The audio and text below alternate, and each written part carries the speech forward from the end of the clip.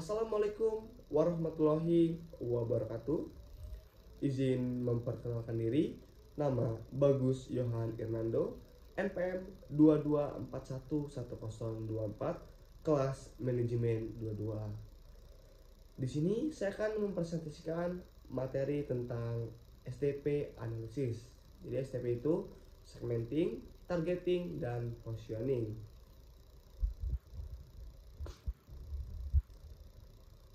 Baik, yang pertama introduction. Dalam menganalisa bisnis, pertama-tama sebuah bisnis harus melakukan riset pasar.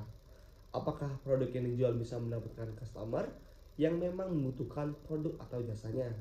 Nah, yang kedua, sehingga atau langkahnya pertama yang harus dilakukan adalah menganalisa aspek pasar berupa analisa segmenting, targeting, and positioning.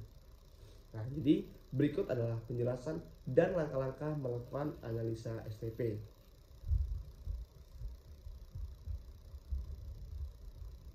Nah, ini banyak orang berpikir siapa saja dapat menjadi pelanggannya. Apakah dari beragam jenis orang yang dapat menjadi pelanggan dari produk atau jasa yang kita miliki? Mari kita bahas. Nah, jadi slide selanjutnya ini spesifikasikan pasar yang kamu pilih. Nah, ini pegawai kantoran, mungkin bisa dibilang kelas atas, dan gambar mahasiswa ini mungkin dibilang kelas menengah. Oke, slide selanjutnya. Segmentasi pasar terbagi menjadi dua. Nah, yang pertama ada segmentasi pasar, membagi pasar menjadi segmen yang lebih kecil sesuai dengan kebutuhan, karakteristik, atau perilaku berbeda yang mungkin memerlukan strategi pemasaran yang terpisah. Nah, yang kedua, segmen pasar terdiri dari sekelompok pelanggan yang memiliki sekumpulan kebutuhan dan keinginan yang serupa.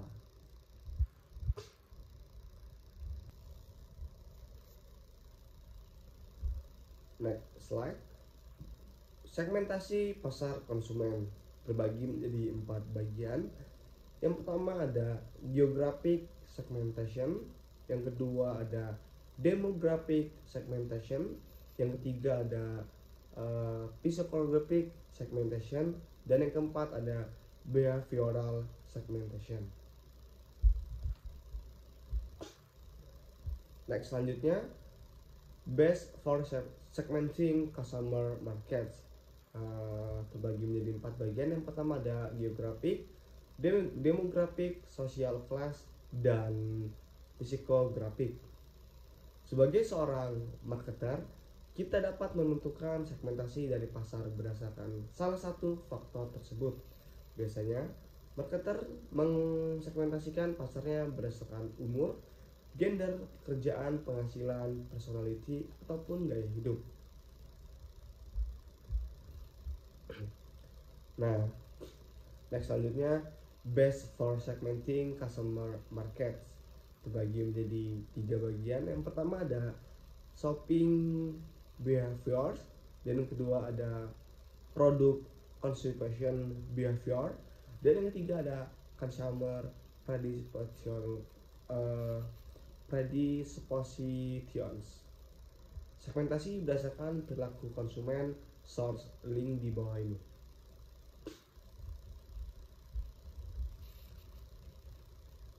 Slide selanjutnya segmentasi.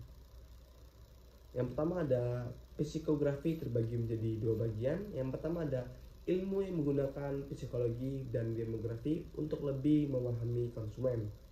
Yang kedua, di dalamnya seorang marketer membagi pembeli ke dalam kelompok yang berbeda atas dasar gaya hidup, kepribadian, atau nilai.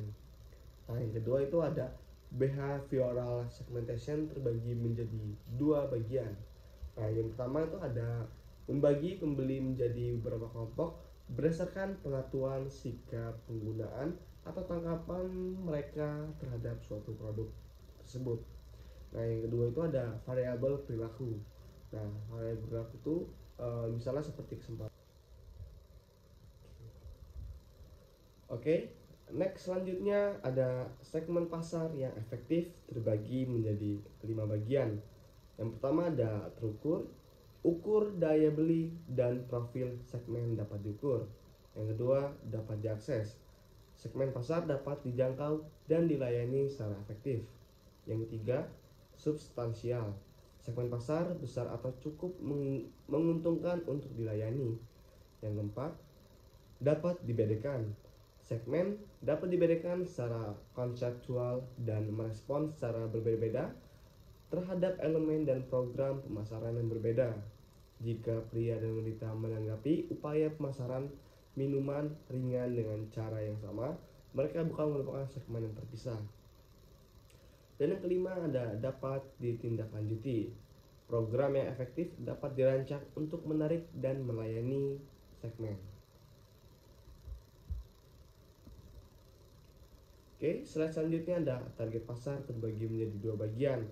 Yang pertama itu ada proses mengevaluasi daya tarik setiap segmen pasar dan memiliki satu atau lebih segmen untuk dimasuki. Nah, yang kedua ada target pasar. Sekumpulan pembeli yang memiliki kesamaan pada kebutuhan atau karakteristik umum yang dapat dipilih oleh suatu perusahaan untuk dilayani sebagai target penjualan.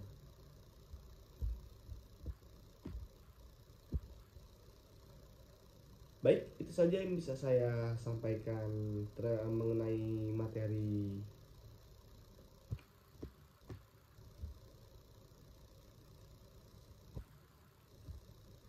Baik, itu saja yang bisa saya sampaikan. Kurang lebihnya saya mohon maaf. Kepada Tuhan saya mohon ampun.